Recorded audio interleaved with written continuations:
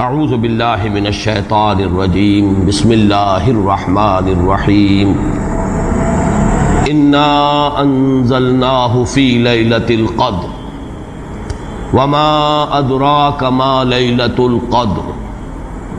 لیلۃ القدر خیر من الف شہر تنزل الملائکۃ والروح فیہا بإذن ربہم من کل امر سلام ہی حتی مطلع الفجر۔ اب آئیے لیلۃ القدر، انا انزلناہ فی لیلۃ القدر،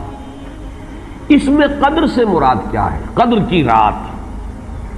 بعض حضرات نے تو بڑی آسانی کی ہے کہ ترجمے میں کہہ دیا ہم نے اسے شب قدر میں نازل کیا۔ ظاہر بات ہے کہ ترجمے میں تو آسان ہے، لیل کی جگہ شب کا لفظ لے آئیے اور اس کے ساتھ قدر کے لفظ کو جو کا تو رکھ دیجئے۔ یہی وجہ ہے کہ اردو میں ترجمہ کرنا، اردو میں درس دینا قرآن کا بہت آسان ہے، لیکن کوئی ایسی اجنبی زبان ہو کہ جس کے الفاظ سرے سے مناسبت نہ رکھتے ہوں عربی زبان کے الفاظ کے ساتھ، وہاں بہت مشکل ہو جاتا ہے۔ اب اگر آپ انگریزی میں ٹرانسلیٹ کریں گے اس کو تو آپ کو کوئی مفہوم معین کرنا پڑے گا، کوئی ایک لفظ سلیکٹ کرنا پڑے گا۔ آپ قدر کے لفظ کو تو وہاں پر ریٹین نہیں کر سکتے، تو بہت مشکل ہو جائے گا ان زبانوں میں، چونکہ ہماری زبان جو ہے اس میں تو اکثر و بیشتر اصطلاحات جو ہیں وہ تو قرآن مجید کی جوں کی تو منتقل ہو گئی۔ تقویٰ کا لفظ ہے تو جوں کا تو ہے، ایمان کا لفظ ہے تو جوں کا تو ہے۔ اس اعتبار سے اردو میں ترجمہ یا اردو میں درس قرآن دینا بہت آسان ہے، لیکن کسی اور زبان میں کہ جس کا کوئی بھی ربط نہ ہو اردو کے ساتھ، عربی کے ساتھ، فارسی کے ساتھ، بہت مشکل ہے۔ اس قدر سے مراد کیا ہے؟ اس کے ضمن میں تین آراء ہیں کہ جو ملتی ہیں، دو بہت مشہور ہیں، تیسری ذرا ایک شاذ رائے ہے، لیکن یہ کہ بہرحال وہ بھی میں چاہتا ہوں کہ آپ کے علم میں آ جائے۔ قدر سے مراد ایک تو یہ ہے کہ یہ تقدیر الامور، یہ رات وہ ہے کہ جس میں ایک سال کے لیے مقادیر اور تقدیروں کا تعین ہو جاتا ہے۔ اگرچہ ایک لفظ میں نے استعمال غلط کر دیا اس جملے میں، تعین تو وہ ہو چکا ہے ازل میں، اللہ تعالیٰ کے علم ازلی میں تو وہ چیزیں پہلے سے موجود ہیں، کب کس وقت کس شے کو ظہور پذیر ہونا ہے، کب کس وقت کس جگہ کون سا واقعہ ظاہر ہوگا۔ لیکن یہ ہے کہ وہ تو اللہ کا علم قدیم ہے، علم کی حد تک وہ علم قدیم ہے، وہ تو ہمیشہ سے شے جو ہے موجود ہے اللہ کے علم قدیم میں۔ لیکن یہ کہ ہر سال کا معلوم ہوتا ہے کہ جیسے ہمارے ہاں ایک مفہوم ہے، بجٹ سیشن ہے، سال بسال کچھ چیزیں معین کی جاتی ہیں، اس اعتبار سے ہر سال یہ ایک شب آتی ہے کہ جس میں اس سال سے متعلق امور فرشتوں کے حوالے کر دیے جاتے ہیں۔ اس اصل جو ہے ام الکتاب سے یوں سمجھ لیجئے، ام الکتاب اب یہاں میں لفظ استعمال کر رہا ہوں، اللہ تعالیٰ کا علم قدیم، اللہ تعالیٰ کے علم قدیم میں جو چیزیں معین ہیں، جو آنے والے سال کے لیے جو حالات، حوادث، واقعات جو بھی ظہور پذیر ہونے ہیں، ان کے بارے میں اللہ کے جن فیصلوں کی تنفیذ ہونی ہے وہ حوالے کر دی جاتی ہیں فرشتوں کے کہ وہ ان کو تنفیذ کریں۔ یہ گویا کہ تقدیر کی رات ہے لیلۃ القدر، یعنی وہ رات جس میں تقدیر الامور، تمام معاملات جو ہیں ان کا معاملہ طے کر دیا جاتا ہے۔ اور اس کی تائید ہوتی ہے وہ سورہ دخان کی آیت سے فیہا یفرق کل امر حکیم، اور اس آیت میں جو لفظ آیا وہ بہت پیارا آیا، یفرق، اس رات میں ہر بات جو پختہ ہے وہ جدا کر دی جاتی ہے۔ فرق کے معنی جدا کرنا، فرق علیحدہ کر دینا، فرق کے معنی ہے کسی شے کے ٹکڑے کر دینا، وہ فرق ہوگا۔ فرقوا دینہم، انہوں نے اپنے دین کے ٹکڑے کر دیے۔ کسی شے کو، کسی جز کو کل سے جدا کرنا، یہ فرق ہوگا۔ تو معلوم ہوا فیہا یفرق کل امر حکیم۔ میں آج سوچ رہا تھا تو انگریزی کا ایک لفظ بہترین ذہن میں آیا، ایشو ہو جانا، ایک شے ایشو کر دی جاتی۔ اب یہ آرڈرز ایشو ہو گئے، طے ہیں علم قدیم میں، اللہ تعالیٰ کا وہ علم قدیم جو ازلی ہے اس میں تو وہ چیزیں ہیں، لیکن اس سال کے لیے وہ آرڈرز ایشو کر دیے گئے۔ فیہا یفرق کل امر حکیم امرا من عندنا، ہمارے پاس سے ان معاملات کا معاملہ جو ہے فیصلہ ہوتا ہے، کوئی اور طاقت نہیں ہے فیصلہ کرنے والی، وہ فیصلے ہمارے ہی ہیں، ہمارے ہی پاس سے وہ فیصلے جو ہیں صادر ہوتے ہیں۔ لیکن یہ کہ اس شب میں لیلہ مبارکہ اسے کہا گیا، انا انزلناہ فی لیلۃ مبارکۃ انا کنا منذرین فیہا یفرق کل امر حکیم امرا من عندنا انا کنا مرسلین، وہ ہمارے پاس سے وہ فیصلے جو ہیں وہ صادر ہو کر اور حوالے کر دیے جاتے ہیں۔ گویا کہ آپ جیسے کہتے ہیں آرڈر ایشو ہو گئے، آپ کے تبادلے کے یا آپ کی ترقی کا جو حکم ہے ایشو ہو گیا. تو یہ گویا کہ یہ 1 سال کا معاملہ. اور اس کے ساتھ ہی نوٹ کر لیجئے قرآن حکیم میں معلوم ہوتا ہے کہ اللہ تعالیٰ کے ہاں سے یہ فیصلے جو ہیں قضاء و قدر کے اور جو بھی اللہ کے احکام ہیں ان کی تنفیذ تدبیر امر اس کے لیے بھی کئی لیولز معین ہیں. چنانچہ سورہ سجدہ میں جو فرمایا گیا ہے وہ تو یہ ہے کہ 1000 سال کا معاملہ طے ہو جاتا ہے. یدبر الامر من السماء الى الارض ثم يعرج الیہ فی یوم کان مقدارہ 1000 سنۃ مما تعدون. تمہاری تعداد اور تمہاری گنتی اور تمہارے حساب اور تمہاری تقویم سے جو 1000 سال بنتے ہیں اللہ تعالیٰ کی تدبیر امر اس کے حساب سے ہوتی ہے. اور پھر اس کی تکمیل کے بعد پھر ملائکہ جو ہے اس کی جو رپورٹ ہے وہ لے کر اللہ تعالیٰ کے حضور میں حاضر ہوتے ہیں. یہ کہا جا سکتا ہے کہ جیسے ہم یہ سمجھتے ہیں کہ 7 آسمان ہیں, ان 7 آسمانوں کے ساتھ اللہ تعالیٰ کا یہ جو تدبیر امر کا معاملہ ہے کہ جو سمائے دنیا ہے اس پر وہ سالانہ ایشو ہو رہے ہوں احکام قضاء و قدر کے, اور وہی ہے کہ جو پھر اس سال کے دوران ان کی تنفیذ ہو جاتی ہے. اور اگر اس سے آگے 100 برس کی کوئی پلاننگ ہے تو وہ دوسرے کہیں آسمان پر ہو, اور اس سے اوپر اگر کوئی 1000 برس کی پلاننگ ہے تو وہ اس سے کہیں اوپر کے آسمان پر ہو, اور اگر اس سے اوپر 10,000 برس کی کوئی پلاننگ ہے تو اس سے اوپر کے آسمان پر ہو. یہ سارے معاملات ممکن ہیں. یہ عالم امر کی وہ باتیں ہیں جن کو صحیح طور پر سمجھنا ہم صرف اشارات کے حوالے سے کوئی دھندلا سا تصور قائم کر سکتے ہیں کہ قرآن ایک طرف یہ بھی کہہ رہا ہے یدبر الامر من السماء الى الارض ثم يعرج الیہ فی یوم کان مقدارہ 1000 سنۃ مما تعدون. سورہ معارج میں یہ بھی ہے تعرج الملائکۃ والروح الیہ فیہا, اس میں فی یوم کان مقدارہ 50,000 سنہ, 50,000 برس کا بھی ایک دن ہے اللہ کا. تو ہو سکتا ہے کہ ان تمام مختلف درجہ بدرجہ جو تدبیر امر کے فیصلے اللہ کی طرف سے حکمت الہی اور علم الہی سے جن چیزوں کا کہ ایشو ہو رہا ہو, جس کے کہ احکام صادر ہو رہے ہوں, وہ بھی درجہ بدرجہ ہو. اور یہ جو ہے سمائے دنیا پر یہ ایک سالانہ جو ہے نظم اس کا قائم ہو, اور اس کے حوالے سے فرشتوں کو جو اس دنیا کے فرشتے ہیں جو یہاں پر تنفیذ امر کی جو خدمت ہے اس پر مامور ہیں ان کے حوالے کر دیے جاتے ہیں. تو ایک رائے تو میں نے عرض کی کہ قدر سے مراد تقدیر, کہ یہ رات جو ہے تقدیر الامور کی رات ہے. تمام جو امور ہیں ان کے مقادیر, ان کی تعیین, ان کے بارے میں اللہ تعالیٰ کے احکام جو ہے ان کا ایشو ہو جانا. ایک رائے یہ ہے کہ یہ قدر سے مراد ہے قدر و منزلت, اونچا رتبہ, علو شان, منزلہ اور شرف. اب اس کی تائید ہوتی ہے, معلوم ایسا ہوتا ہے کہ یہ دونوں باتیں تو بیک وقت جو ہے مراد ہیں. اسی لیے میں نے کہا یہ دونوں اقوال بہت مشہور بھی ہیں, اور میرے نزدیک یہ دونوں ہی اس میں یہ ذو معنیین لفظ کے طور پر یہاں استعمال ہوا, یہ دونوں ہی مراد ہیں. یہ رات خود اپنی جگہ پر بھی بجائے خود, جسے ہم کہتے ہیں بجائے خود بھی بہت قدر و منزلت کی رات ہے,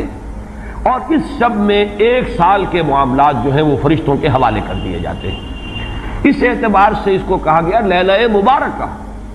انا انزلناہ فی لیلۃ مبارکہ. یہ خود مبارک ہے, اس کے اندر برکتیں ہیں, اس کے اندر عظمت ہے, اس کی اپنی شان بلند ہے, علو مرتبت کی حامل ہے یہ رات. یہ دو مفہوم جو ہے جب تو میں نے جیسا کہ عرض کیا یہ تو بہت کثرت کے ساتھ ہیں اور یہی زیادہ مشہور بھی ہیں, بلکہ ان کے ضمن میں دوسری بات کے ضمن میں ایک نقطہ ترازی کے درجے کی بات ہے, لیکن بات چونکہ حسین ہے وہ میں آپ کو سنا رہا ہوں. ابو بکر وراق ہے جنہوں نے اس میں نقطہ پیدا کیا ہے کہ یہ لیلہ قدر اس لیے ہے لأنہ نزل فیہا کتاب ذو قدر علی لسان ملک ذی قدر علی امت لہا قدر. یہ 3 انہوں نے قدر جمع کیے ہیں کہ یہ اس لیے اس کو لیلۃ القدر کہا گیا کہ ایک طرف تو یہ کہ اس میں وہ کتاب نازل ہوئی جو بڑی قدر و منزلت والی کتاب ہے, ثانیاً وہ اس فرشتے کی زبانی نازل ہوئی کہ جو بہت قدر و منزلت کا, ذی قوت عند ذی العرش مکین مطاع ثم امین. پھر اس امت کے لیے اس کی تنزیل ہو رہی ہے جس کی بڑی قدر و منزلت ہے اللہ کے ہاں. اور شاید اسی وجہ سے وہ کہتے ہیں جناب وراق کہ شاید اسی وجہ سے لفظ قدر جو ہے اس سورہ مبارکہ میں 3 مرتبہ آیا ہے. انا انزلناہ فی لیلۃ القدر وما ادراک ما لیلۃ القدر لیلۃ القدر خیر من الف شہر. لیکن جیسا کہ میں نے عرض کیا ہے یہ بس ایک نقطے کے حد تک ہے، ایک دلچسپ نقطہ ہے، میں نے اس کا تذکرہ کر دیا ہے۔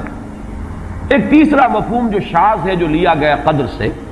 کہ قدر کا ایک مفہوم ہے تنگی کا بھی، جیسے کہ سورۃ الفجر میں ہم پڑھ چکے ہیں فَأَمَّا الْإِنسَانُ إِذَا مَا ابْتَلَاهُ رَبُّهُ فَأَكْرَمَهُ وَنَعَّمَهُ فَيَقُولُ رَبِّي أَكْرَمَنِ وَأَمَّا إِذَا مَا ابْتَلَاهُ فَقَدَرَ عَلَيْهِ رِزْقَهُ فَيَقُولُ رَبِّي أَهَانَنِ۔ انسان کا معاملہ عجیب ہے کہ جب اس کا رب اس کا امتحان لیتا ہے، اسے آزماتا ہے نعمتیں دے کر، عزت دے کر، تو کہتا میرے رب نے مجھے عزت دے دی، اور جب اس کا رب اس کو آزماتا ہے اس پر رزق کو تنگ کر کے، تو وہ کہتا میرے رب نے مجھے ذلیل کر دیا۔ تو یہاں پر جو تنگی کا مفہوم ہے قدر میں، تو ایک مفہوم یہ لیا گیا ہے کہ یہ لیلۃ القدر لیلۃ الضیق ہے، اور یہ اس لیے کہ اس زمین پر اتنی کثرت سے، اتنی کثیر تعداد میں فرشتے نازل ہوتے ہیں کہ تنگی پیدا ہو جاتی ہے۔ اب ظاہر بات ہے کہ یہ اس عالم ارواح کے ساتھ مناسبت رکھنے والے لوگ جن کی اپنی روحیں جو ہیں وہ اس درجے لطیف ہوں کہ کچھ مناسبت ان کو پیدا ہو گئی ہو، صرف ان کا ایک ادراک ہو سکتا ہے، باقی یہ کہ جہاں تک لفظ کا تعلق ہے اس میں اس کی گنجائش موجود ہے۔ تو لیلۃ القدر کے 3 مفہوم ہوئے، جن میں سے 2 جو ہے پہلے وہ تو باہم جمع بھی ہو سکتے ہیں، ذو معنیین لفظ کی حیثیت سے اس کا استعمال ہو سکتا ہے۔ اس میں تمام مقادیر اور تمام تقدیروں کا گویا کہ اللہ تعالیٰ کی طرف سے صدور ہو جاتا ہے، ایشو ہو جاتے ہیں تمام احکام آئندہ سال کے لیے۔ دوسرے یہ کہ یہ خود اپنی جگہ پر بڑی مبارک اور بڑی قدر و منزلت والی رات ہے۔ تیسری بات وہ ہے جو میں نے عرض کیا، ایک شاذ سی رائے ہے کہ اس میں فرشتوں کا نزول اس کثرت سے ہوتا ہے کہ زمین کے اندر اس کی وجہ سے جگہ کی تنگی ہو جاتی ہے، واللہ عالم۔ اب اس کے بعد فرمایا وَمَا أَدْرَاكَ مَا لَيْلَةُ الْقَدْرِ، یہ ما ادراکا اور ما یدریکا، اس کے بارے میں بعض حضرات کی ایک رائے ہے جو شاید اس سے پہلے اتنی وضاحت سے میں نے کبھی بیان نہ کی ہو، آج اس کو نوٹ کر لیجئے۔ عموماً تو مفسرین دونوں کا مفہوم ایک ہی لیتے ہیں، یعنی آپ کو کیا معلوم، آپ کو کس نے بتایا، گویا کہ نفی ہے کہ آپ کا اندازہ نہیں ہو سکتا کہ وہ کیا شے ہے، وہ لیلۃ القدر کی عظمت کیا ہے۔ لیکن بعض حضرات نے یہ فرق کیا ہے کہ جب یہ فعل ماضی میں آتا ہے وما ادراکا، اس میں مراد یہ کہ آپ کو خوب معلوم ہے، کیا ہی معلوم ہے آپ کو کہ اس کی قدر و قیمت کیا ہے، یعنی اس میں گویا کہ نبی اکرم صلی اللہ علیہ وسلم کے لیے نفی نہیں بلکہ اثبات۔ القاریہ وما ادراک ما القاریہ، القاریہ ما القاریہ وما ادراک ما القاریہ، گویا کہ اثبات ہوتا ہے کہ آپ کو خوب معلوم ہے کہ قاریہ کیا ہے۔ لیکن یہ کہ جہاں ما یدریکا آتا ہے وما یدریکا لعلہ یزکا او یذکر فتنفع الذکرى، جہاں فعل مضارع آئے گا وہاں در حقیقت وہ مفہوم ہوگا کہ یہ بات حضور صلی اللہ علیہ وسلم کے علم میں نہیں ہے۔ آپ کو کیا معلوم، ہو سکتا ہے کہ وہ نصیحت اخذ کرتا، اس کو تزکیہ حاصل کر لیتا، تو اس کے اندر تو نفی ہو سکتی ہے کہ اس وقت آپ کے علم میں وہ بات نہیں ہے۔ لیکن یہ بھی ایک تو یہ کہ ایک علمی نکتہ ہے اور اس میں ذرا باریک قسم کی نحوی بحث ہے، میں خود اپنا مقام یہ نہیں سمجھتا کہ اس قسم کی باریک نحوی بحثوں میں کوئی حتمی رائے قائم کروں۔ دوسرے یہ کہ اس سے ہماری حد تک کوئی فرق واقع نہیں ہوتا، فرق اگر واقع ہوتا ہے تو محمد الرسول اللہ صلی اللہ علیہ وسلم کے بارے میں واقع ہوتا ہے کہ اگر وما ادراکا آیا ہے تو گویا کہ اس بات ہے کہ حضور کے علم میں وہ بات ہے، اور وما یدریکا ہے تو گویا کہ اس میں نفی ہے کہ وہ بات حضور کے علم میں نہیں ہے۔ لیکن ہمارے لیے تو دونوں حالتوں میں نفی ہی نفی ہے، ہمیں کیا معلوم قاریہ کی اصل حقیقت ہمیں کیا اندازہ ہو سکتا ہے، لیلۃ القدر کی اصل عظمت کا ہمیں کیا اندازہ ہو سکتا ہے، قرآن کی عظمت و فضیلت کا ہمیں کیا اندازہ ہو سکتا ہے۔ ہمارے اعتبار سے وہ بحث جو ہے وہ محض ایک اکیڈمک اور ایک علمی بحث بن کر رہ جاتی ہے، اس کا کوئی فرق واقع نہیں ہوتا۔ اب اس کے بعد سوال پیدا ہوتا ہے کہ یہ رات جو ہے مخفی کیوں رکھی گئی، تعین کے ساتھ کچھ معلوم نہیں، یہ رات کون سی رات ہے، کون سی رات ہے، اس کا جواب تو میں بعد میں دوں گا کہ اس میں جو آراء ہیں مختلف، لیکن یہ کہ اس کو کیوں مخفی رکھا گیا، اس پر کچھ پیاری باتیں ہیں جو مفسرین نے کہی ہیں۔ پہلی بات تو یہ کہ جتنی عظیم چیزیں ہیں ان سب کو مخفی رکھا گیا۔ قیامت کب آئے گی، مخفی ہے، آئے گی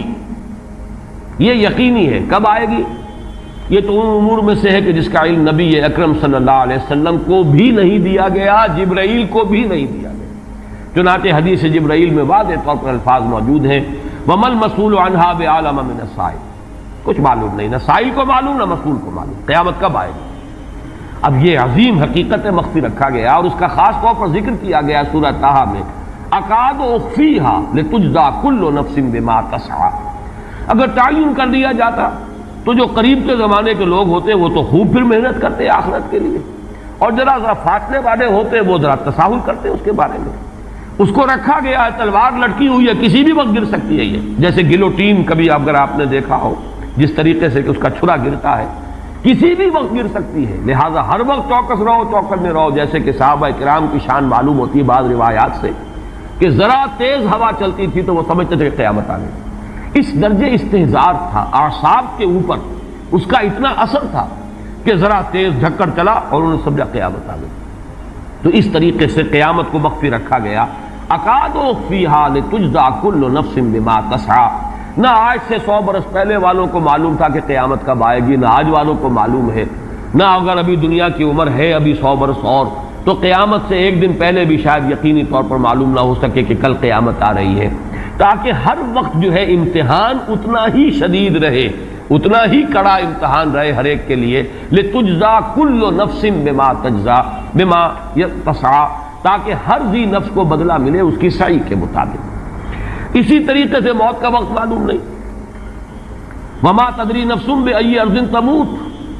کہاں موت آئے گی کچھ معلوم نہیں، کہاں موت آئے گی، کب موت آئے گی کچھ معلوم نہیں۔ اسی طرح نوٹ کیجئے صلاۃ وسطیٰ،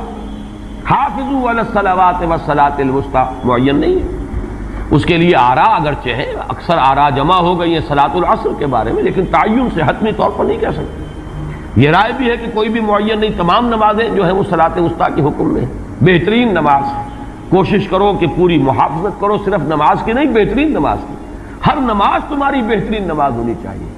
ہر روز روز عید ہو، ہر شب برات، اگر اللہ تعالیٰ کے ساتھ کوئی قلبی ربط ہے تو ہر دن جو گزر رہا ہے وہ روز عید ہے، اور ہر شب جو گزر رہی ہے وہ شب برات ہے۔ لیکن اگر وہ کہ انسان کو غفلت ان کے قلب پر طاری ہے تو وہ عید کا دن بھی اس کے لیے ایک عام دن ہے، اور شب برات بھی اس کے لیے ویسی ہی ایک رات ہے جیسی کہ ہر روز آتی ہے اور چلی جاتی ہے۔ اس اعتبار سے اس کو بھی خاص جو ہے معین نہیں کیا گیا صلاۃ وسطیٰ کون سی ہے۔ اسی طرح بعض روایات میں جو آتا ہے اس میں اعظم، اللہ کا ایک نام ایسا ہے کہ اس کے واسطے سے اللہ سے جو بات مانگی جائے وہ رد نہیں ہو، لیکن وہ کون سا نہیں بتایا گیا۔ اقوال ہیں، اندازے ہیں، حی و قیوم پر زیادہ، الحی القیوم پر زیادہ لوگوں کا جو ہے وہ اجماع ہوا ہے، لیکن یہ کہ یقین سے نہیں کہہ سکتے۔ تو اسی میں اس کو بھی نوٹ کر لیجئے کہ اس کو مخفی رکھا گیا ہے لیلۃ القدر کو۔ لوگ زیادہ سے زیادہ محنت کریں، زیادہ سے زیادہ مشقت کریں، اس کے لیے جو بھی اس کی قدر و منزلت سے کسی درجے میں آگاہ ہے، وہ اگر معین ہی ہو جاتا کہ ایک شب یہ ہے تو پھر تو سب کے سب اس رات میں محنت کر لیتے، باقی راتیں جو ہیں وہ پھر سونی اور ویران گزرتی۔ لیکن یہ کہ مطلوب یہ ہے کہ زیادہ سے زیادہ راتیں آباد ہوں، زیادہ سے زیادہ راتوں میں ذکر ہو، عبادت ہو، دعا ہو، اس لیے اس کو مخفی رکھا گیا۔ یہ حکمت ہے۔ اس میں بھی ایک عجیب نکتہ ہے جو امام راضی رحمۃ اللہ علیہ نے بیان کیا ہے، اور حوالہ اگرچہ نہیں دیا اس حدیث کا،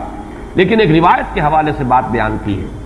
کہ اس کے ظاہر نہ کرنے میں بھی اللہ کی ایک شفقت اور رحمت ہے بندوں کے حق میں، اس لیے کہ اس کی قدر جتنی زیادہ ہے اتنی ہی اس کی ناقدری پر سزا ہوگی۔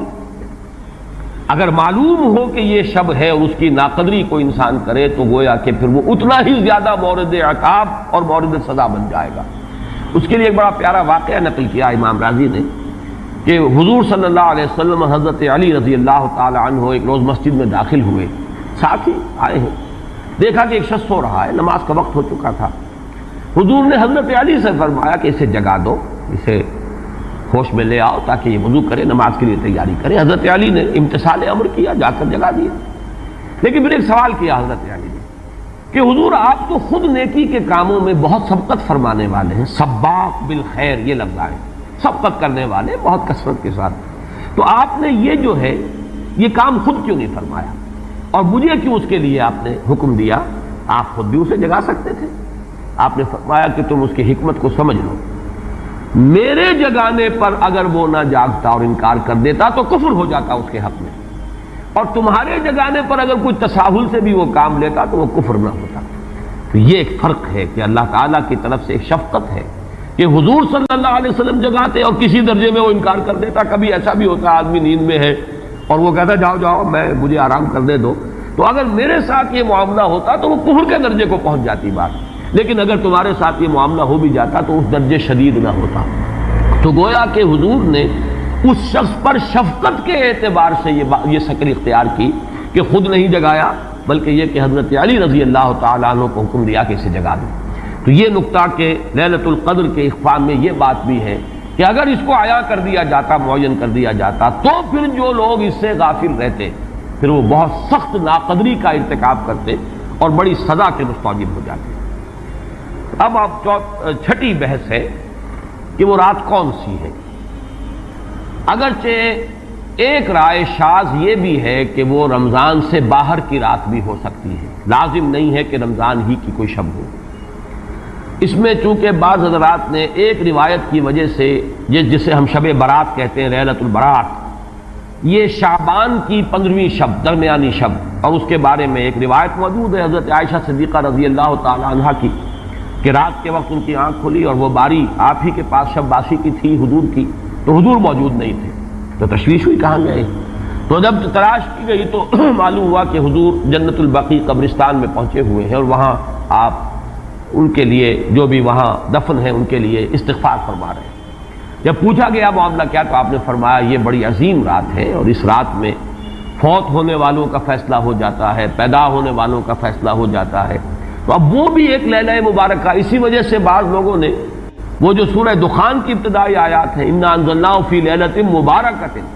اس کو محمول کیا ہے اسی رات پر کہ جس کو ہم شب برات کہتے ہیں اپنی عام اصطلاح میں، لیلۃ البرات اسے عربی میں کہا جاتا ہے۔ برات کے معنی کسی کا چھٹکارا پا لینا۔ یہ شب برات جو ہے وہ برات شادی والی برات نہیں ہے، بلکہ یہ برات کا لفظ ہے عربی زبان کا، جو ہمارے ہاں وہ غلط العام میں برات شب برات بن گیا ہے۔ برات، برات من اللہ ورسولہ، جو سورہ برات کا پہلا لفظ ہے کہ چھٹکارا پانا، کہ وہ رات بھی ایسی ہے کہ اس میں انسان استغفار کرے اور اللہ تعالیٰ سے اپنے گناہوں کی معافی مانگے تو اپنے آپ کو جہنم سے چھٹکارا دلا سکتا ہے، وہ شب برات ہے۔ اس اعتبار سے کچھ لوگوں نے گمان کیا کہ شاید لیلۃ القدر اور لیلہ مبارکہ اس حدیث کی روح سے وہی شب ہے، وہ ظاہر بات ہے کہ خارج از رمضان مبارک ہے، اور یہ کہ اس کے علاوہ بھی بعض آراء ہیں، لیکن یہ آراء جو ہے شاذ کے درجے میں۔ میں یہ کہہ سکتا ہوں کہ تقریباً اجماع ہے اس پر کہ یہ رات رمضان مبارک ہی کی ایک رات ہے۔ اس کی دلیل ایک تو یہ کہ القرآن یفسر بعضہ بعضا کے اصول کے مطابق قرآن مجید کے اندر سورہ بقرہ میں یہ واضح کر دیا گیا شہر رمضان الذی انزل فیہ القرآن، رمضان مبارک کا مہینہ وہ ہے کہ جس میں قرآن نازل کیا گیا، اور یہاں فرمایا انا انزلناہ فی لیلۃ القدر، ہم نے اس کو اتارا ہے لیلۃ القدر میں۔ ان دونوں کو جوڑیے تو اس کا ایک لا محالہ جو ایک انیویٹیبل رزلٹ نکلتا ہے وہ یہی ہے کہ یہ لیلۃ القدر رمضان مبارک میں۔ دوسری اس کی تائید ہوتی ہے وہ مشہور حدیث جس کو الحمدللہ کہ ہم نے بہت عام کیا ہے، رمضان مبارک کی آمد سے قبل کوشش ہوتی ہے ہر سال جو ہے اس کی یاد دہانی کرا دی جائے۔ ایک طویل خطبہ جو حضور نے دیا تھا، خطبنا رسول اللہ صلی اللہ علیہ وسلم فی آخر یوم من شعبان، یہ حضرت سلمان فارسی رضی اللہ تعالیٰ عنہ سے مروی ہے کہ حضور نے شعبان کے آخری دن ہمیں خطبہ ارشاد فرمایا، یا ایھا الناس قد اظلکم شہر عظیم شہر مبارک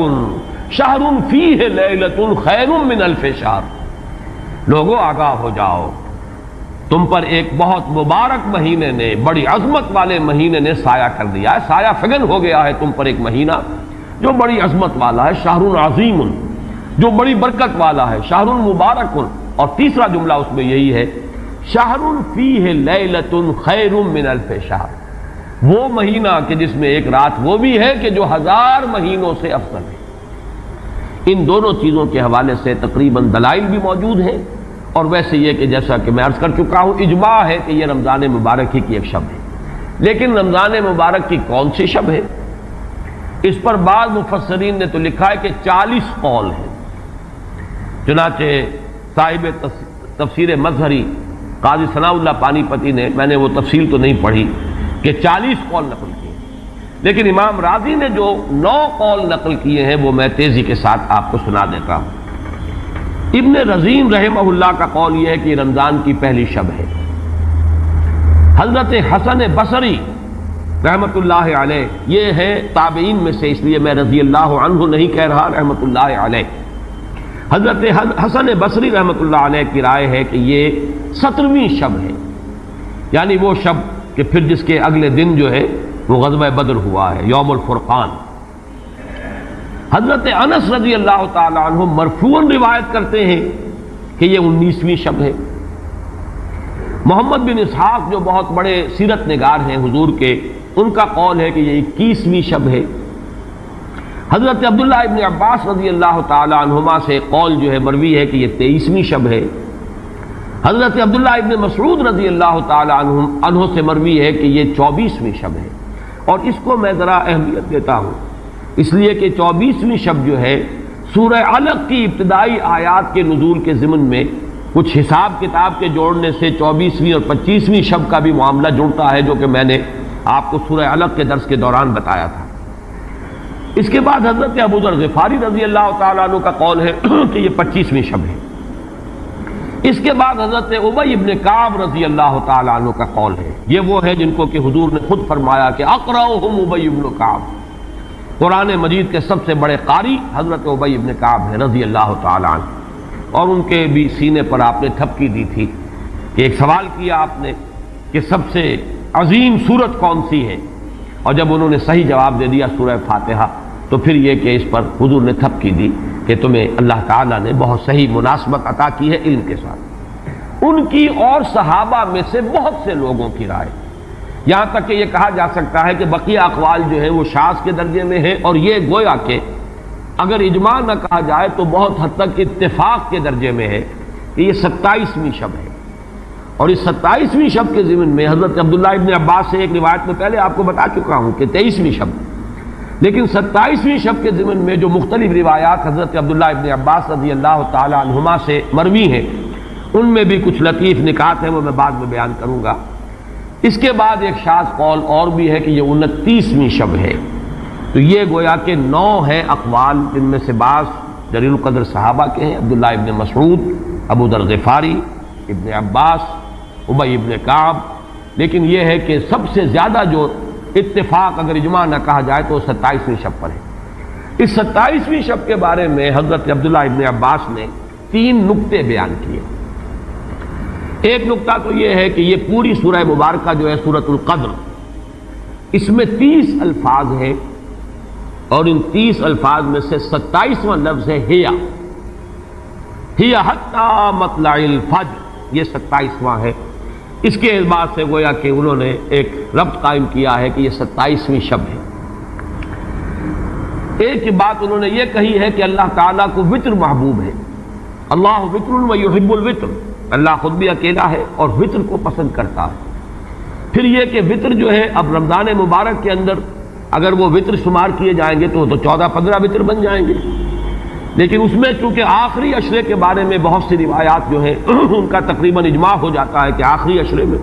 تو آخری عشرے میں بھی 5 وطر آئیں گے، 21ویں، 23ویں، 25ویں، 27ویں، 29ویں۔ لیکن حضرت عبداللہ ابن عباس کہتے ہیں کہ 7 کا ہندسہ اللہ تعالیٰ کو بہت پسند ہے، اور بہت سی چیزیں جو ہیں عالم تکوینی میں بھی اور عالم تشریعی میں بھی بہت سی چیزیں وہ ہیں کہ جو 7 کے ہندسے کے ساتھ وابستہ ہیں۔ 7 آسمان ہیں، 7 زمینیں ہیں، ہفتے کے 7 دن ہیں، طواف کے 7 شوط ہیں، سعی بین صفا والمروہ وہ بھی 7 مرتبہ ہے، ادھر سے ادھر، ادھر سے ادھر 7۔ اسی طریقے سے سجدے کے اعضاء بھی 7 ہیں، تو اس سے انہوں نے پہلے وطر اور وطر کے بعد 7 کا حصہ، رمضان کے آخری عشرے کی وطر راتیں اور ان میں 7ویں رات یعنی 27ویں شب،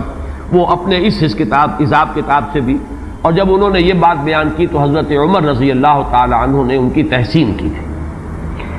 آخری بات اور بھی کہی گئی ہے کہ لیلۃ القدر جو ہے اس کے اندر حروف کو اگر شمار کیا جائے تو 9 بنتے ہیں، اور یہ لیلۃ القدر اس سورہ مبارکہ میں 3 مرتبہ آیا ہے۔ انا انزلناہ فی لیلۃ القدر وما ادراک ما لیلۃ القدر لیلۃ القدر خیر من الف شہر، اس اعتبار سے بھی 3 کو ضرب دی جائے 9 سے تو وہ بھی 27 کا عدد بنتا ہے۔ بہرحال یہ میں نے جیسا کہ عرض کیا تھا کہ ان کا کوئی تعلق نہ صرف سے ہے، نہ نحو سے ہے، نہ روایات سے، لیکن بہرحال حضرت عبداللہ ابن عباس کا ایک ذوق ہے،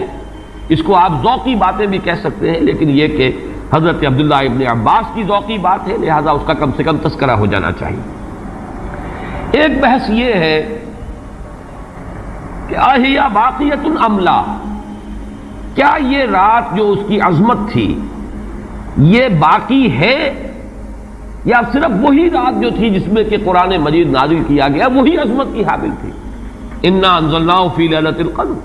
یا یہ کہ اب بھی ہر سال یہ رات آ رہی ہے تو اسی عظمت کی حامل ہے، اسی قدر و منزلت کی، اسی برکت کی حامل ہے؟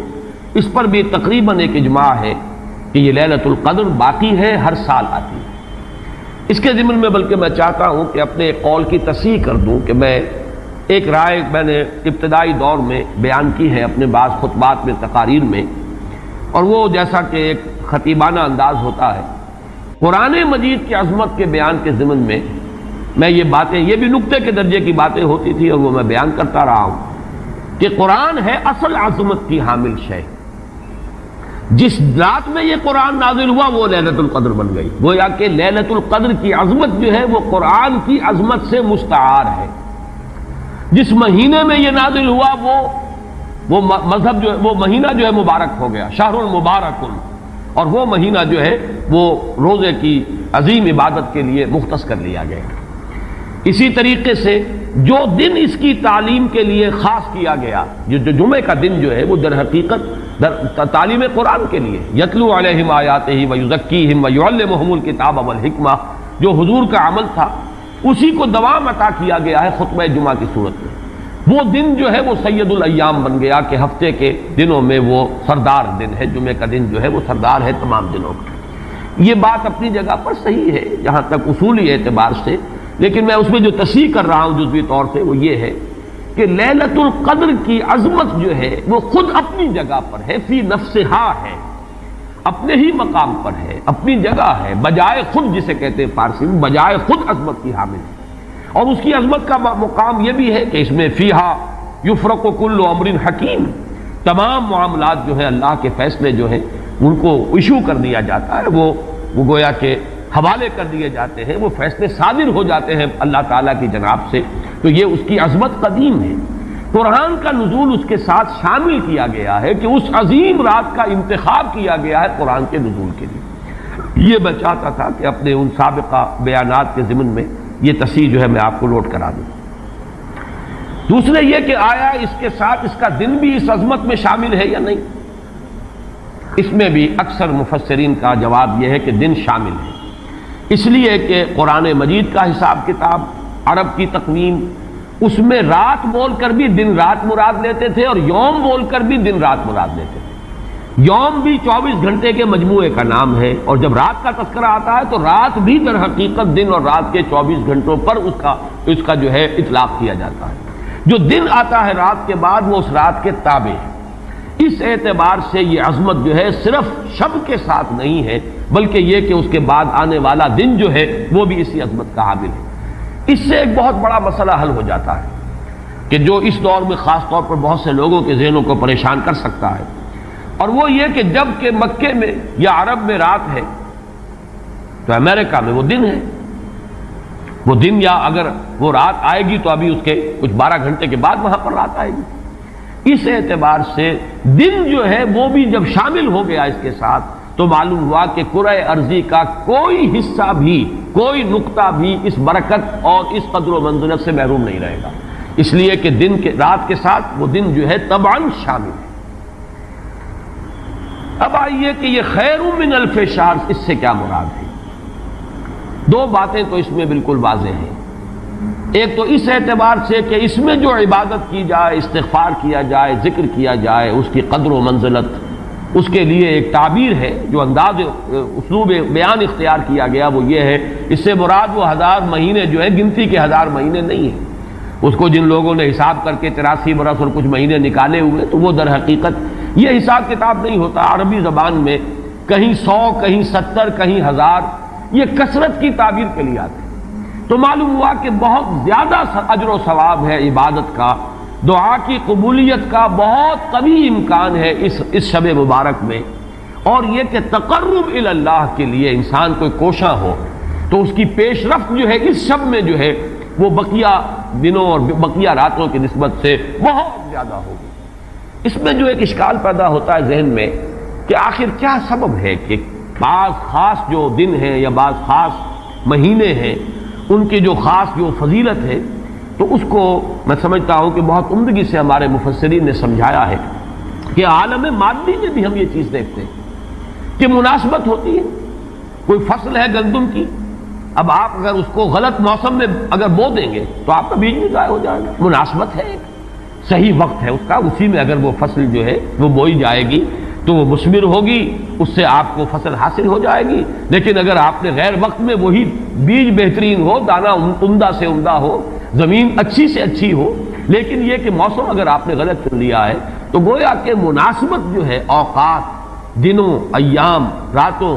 مہینوں، سالوں، ان کے جو بھی ایک خاص مناسبت ہے نیکی کے ساتھ، خیر کے ساتھ، عالم امر کے ساتھ، روحانیت کے ساتھ، عالم ارواح کے ساتھ، اس کو ہم قیاس کر سکتے ہیں کہ جیسے موسموں اور دنوں کا معاملہ ہے، اسی طریقے سے اس عالم ارواح کے اندر اور روحانی عالم کے اندر بھی کچھ ایام ہیں، کچھ دن ہیں، کچھ مہینے ہیں جن کی خصوصی مناسبت ہے۔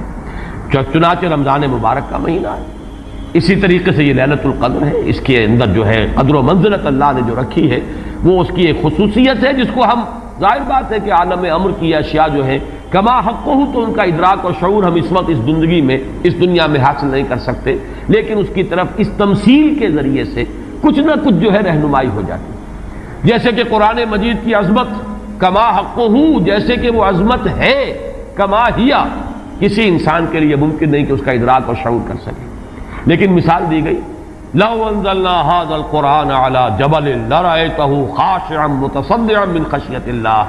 وتلك الامثال نضربها للناس لعلهم يتفكرون۔ یہ مثالیں ہم بیان کر دیتے ہیں لوگوں کے لیے کہ جو معاملات، جو امور، جو لطیف حقائق ان کے ادراک و شعور سے ماوراء ہیں، بلندتر ہیں، اس کا کوئی اجمالی اور کوئی مبہم خاکہ تو ان کے ذہن میں آ ہی جائے ایک تمثیل کی مدد سے۔ اس اعتبار سے اس مادی عالم میں بھی جو موسموں کے اثرات اور ان کی مناسبت یا عدم مناسبت کسی کام کے ساتھ ہے، اس کے حوالے سے ہم سمجھ سکتے ہیں کہ اللہ تعالیٰ نے خاص گھڑیاں، خاص ساعات، جیسے فرمایا گیا کہ جمعے کے دن ایک خاص ساعت ایسی ہے، اب دیکھیے اس کو بھی شمار کر لیجئے، وہ بھی مخفی رکھی گئی ہے کہ وہ ساعت کون سی ہے۔ ایک خاص ساعت ہے کہ اگر کوئی شخص دعا کرے گا اس گھڑی میں تو وہ رد نہیں ہوگی، لیکن اسے خفیہ رکھ دیا گیا۔ بعض حضرات کے خیال میں دونوں خطبوں کے درمیان جو وقت ہو جبکہ امام بیٹھتا ہے یہ وقفہ ہے وہ خاص ساعت، بعض حضرات کے نزدیک وہ نماز کے ادا ہونے سے لے کر عصر تک کا وقفہ ہے۔ لہذا بہت سے حضرات کو آپ نے دیکھا ہوگا کہ وہ جمعے کے روز نماز جمعہ ادا کرنے کے بعد سے عصر تک مسجد میں قیام کرتے ہیں، ذکر اور تلاوت اس میں مشغول رہتے ہیں۔ بعض حضرات کے نزدیک اس سے مراد ہے اذان ہونے سے نماز کے ادا ہو جانے تک، اذا نودی للصلاۃ من یوم الجمعۃ فاسعوا الی ذکر اللہ وذروا البیع، اور فاذا قضیت الصلاۃ فانتشروا فی الارض، ان دونوں کے مابین جو وقت ہے وہ گویا کہ اس کا، لیکن اس کو بھی مخفی رکھ دیا گیا۔ وہ جو میں نے کچھ لسٹ گنوائی تھی کہ عظمت والی چیزوں کو اللہ نے چھپایا ہے، اسے مخفی رکھا ہے، اسی میں اس کو بھی شامل کر لیجئے کہ ایک گھڑی ہے جمعے کے دن، ایک وقت ہے، ایک ساعت ہے، اس میں جو دعا کی جائے قبول ہو جائے گی۔ اسی طریقے سے یہ لیلۃ القدر ہے، اسی طریقے سے اور مختلف چیزیں۔ تو لیلۃ القدر خیر من الف شہر تنزل الملائکۃ والروح فیہا باذن ربہم من کل امر، نازل ہوتے ہیں فرشتے اور الروح، اگرچہ الروح کے بارے میں اس کا مصداق کیا ہے بہت سے اقوال ہیں، لیکن یہاں پر اکثر و بیشتر مفسرین جو ہے متفق ہیں کہ یہاں مراد حضرت جبرائیل علیہ الصلوۃ والسلام۔ فرشتوں میں ان کے چونکہ ایک خاص مقام ہے، بہت اونچا ان کا مقام ہے، کہا جا سکتا ہے سید الملائکہ، تمام فرشتوں کے وہ سردار ہیں۔ یہی وجہ ہے کہ وہی ہے قرآن کے نازل کرنے والے۔ یہ عظیم اللہ کا پیغام جو ہے، نوع انسان را پیام آخری حامل او رحمت للعالمین، تو اس کے لانے والے بھی جو ہے وہ فرشتوں میں، جیسے کہ میں نے وہ آیات آپ کو اس سے پہلے بھی سنائی کہ انہ لقول رسول کریم ذی قوت عند ذی العرش مکین مطاع ثم امین۔ اب یہ ساری مدح جو ہو رہی ہے، تعریف ہو رہی ہے حضرت جبرائیل علیہ السلام کی، تو یہ گویا کہ عطف الخاص علی العام کی ایک مثال ہے۔ تمام ملائکہ، الملائکہ، بہت سے ملائکہ، اور یہاں پہ اس سے اندازہ کیجئے کہ کہ معلوم ہوتا ہے بہت کثیر تعداد میں ملائکہ ہیں جن کا نزول ہوتا ہے۔ وہ جو میں نے قدر کا ایک مفہوم بیان کیا گیا تھا کہ اتنے ملائکہ آتے ہیں کہ زمین پر جگہ نہیں رہتی، اور لیلۃ القدر سے مراد لیلۃ الضیق ہے کہ ملائکہ کے لیے اس کا چونکہ ابھی حال ہی میں مجھے تجربہ ہوا ہے کہ جب ہم نے طواف وداع کیا ہے تو وہ ہم نے دیکھا ہے ضیق کی وہ کیفیت جو ہے، وہ تنگی کہ وہاں پر جگہ جو ہے آدمی کا سانس لینا مشکل ہو جاتا ہے، اس درجے تنگی۔ تو اب یہ تو ایک عالم مادی کا ضیق تھا جو ہم دیکھا ہے، جس کا ہمیں تجربہ ہو گیا۔ عالم ارواح میں فرشتوں کا ضیق کہ اتنے فرشتے نازل ہو جائیں کہ ان کو تنگی محسوس ہو، ان کو اپنے لیے جگہ نہ مل رہی ہو زمین پر، تو یہ بھی ایک مفہوم ہے۔ تنزل الملائکۃ والروح، نازل ہوتے ہیں فرشتے اور جبرائیل، بالخصوص حضرت جبرائیل علیہ الصلوۃ والسلام، فیہا اس شب میں، بِإِذْنِ رَبِّهِمْ مِنْ كُلِّ أَمْرٍ سلام، وہ اپنے رب کے اذن سے۔ اس میں گویا کہ وہ جڑ کاٹی جا رہی ہے، جیسا کہ میں نے بارہا بیان کیا ہے کہ ایمان بالملائکہ ہی بگڑ کر مشرکانہ نظام کی شکل اختیار کر لیتا ہے۔ یہ دیویوں اور دیوتاؤں کا تصور جو دنیا میں ہے، گاڈز اینڈ گاڈیسز، اور یہ جو بھی عربوں کے ہاں تھا آلہہ کا تصور، یہ در حقیقت فرشتوں کا تصور ہے جو بگڑ گیا۔ ہم جانتے ہیں فرشتہ پہاڑوں کا ایک فرشتہ ہے، ملک الجبال، جو حضور کی خدمت میں حاضر ہوا تھا یوم طائف کو۔ اگر آپ مجھے حکم دیں میں ان پہاڑوں کو آپس میں ٹکرا دوں اور جن لوگوں نے آپ کے ساتھ یہ زیادتی کی ہے وہ سرمے کی طرح پس کر رہ جائیں۔ ملک الجبال ایک فرشتہ ہے کہ جو پہاڑوں پر معمور ہے، اسی کو کہہ دیا گیا پہاڑوں کا دیوتا۔ فرق کیا ہے؟ ملک الجبال اور پہاڑوں کا دیوتا میں فرق کیا ہے؟ دیوتا کے ساتھ تصور یہ کہ اسے کچھ اختیار حاصل ہے،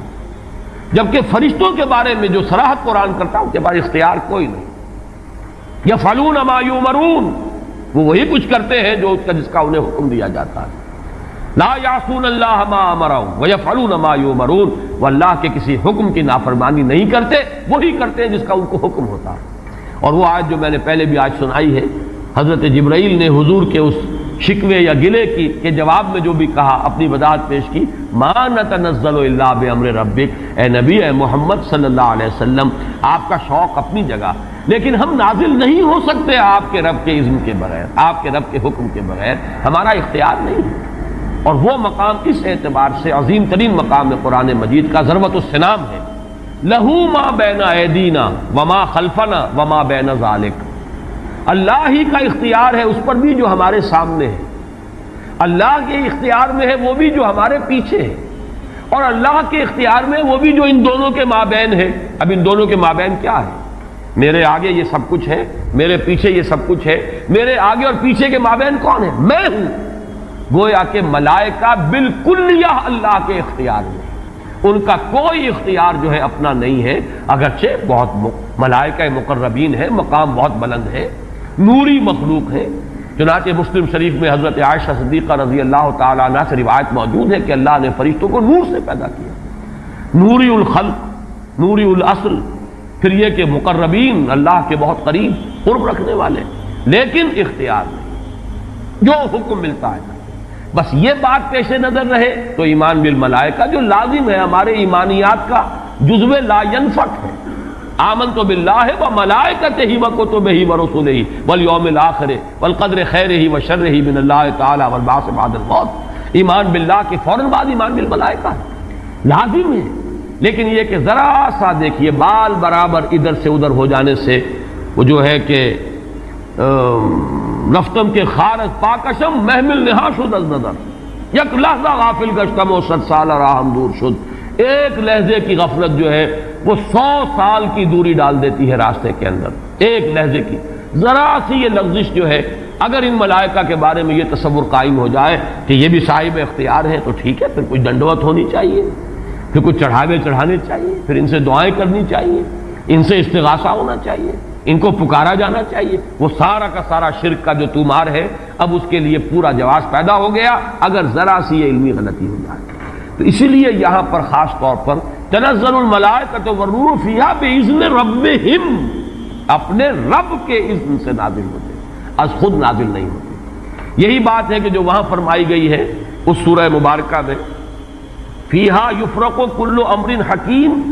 امرا من عندنا، ہمارے پاس سے وہ امر جاتا ہے، کسی اور کا اختیار نہیں ہے، امرا من عندنا، اس کا فیصلہ ہم کرتے ہیں،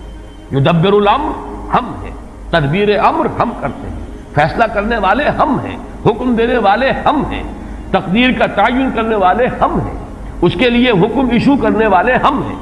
تو فرمایا امرم من عندنا انا کنا مرسلین، اور ہم ہی ہیں کہ جو بھیجنے والے ہیں، اپنے فرشتوں کو بھیجتے ہیں تنفیذ امر کے لیے، اپنے رسولوں کو بھیجتے ہیں لوگوں کو خبردار کرنے کے لیے، جو کہ اگلی صورت کا مقصد ہے، جو مرکزی مضمون ہے کہ مقصد رسالت ہے کیا۔ تو فرمایا تنزل الملائکۃ والروح فیہا باذن ربہم من کل امر۔ اب دیکھیے کل امر کس طرح یہ الفاظ جو ہے ایک دوسرے کے ساتھ ان دونوں مقامات کے جو ٹیلی کر رہے ہیں۔ انا انزلناہ فی لیلۃ القدر، انا انزلناہ فی لیلۃ مبارکۃ، قدر اور مبارک یہ دونوں ایک دوسرے کے مقابل میں آ گئے۔ یہاں فرمایا من کل امر، تنزل الملائکۃ والروح فیہا باذن ربہم من کل امر،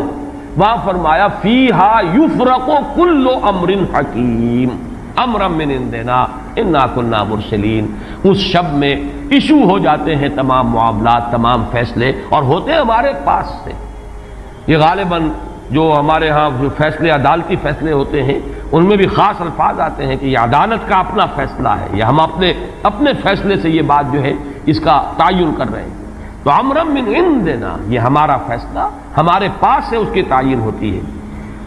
سلام ہی حتی مطلع الفجر، سلام میں ایک تو یہ بات کہ نحوی اعتبار سے کہ اس کا مبتدا محذوف ہے، وہ سلامتی ہی سلامتی ہے، اور سلام کے دو معنی کیے گئے ہیں۔ ایک تو جو سلام کا یا سلامتی کا ذریعہ بنے، یہ رات سلامتی کی رات ہے، اس رات میں سلامتی حاصل کی جا سکتی ہے، اس رات میں اللہ کی مغفرت حاصل کی جا سکتی ہے، اللہ کے عفو و درگزر کے عام ہونے کی رات ہے۔ ایک یہ کہ اس رات میں مولانا اصلاحی صاحب نے ایک بڑا پیارا لفظ استعمال کیا ہے کہ جو شیاطین جن ہیں ان پر کرفیو لگا دیا جاتا ہے، جیسے رمضان مبارک کے بارے میں آیا ہے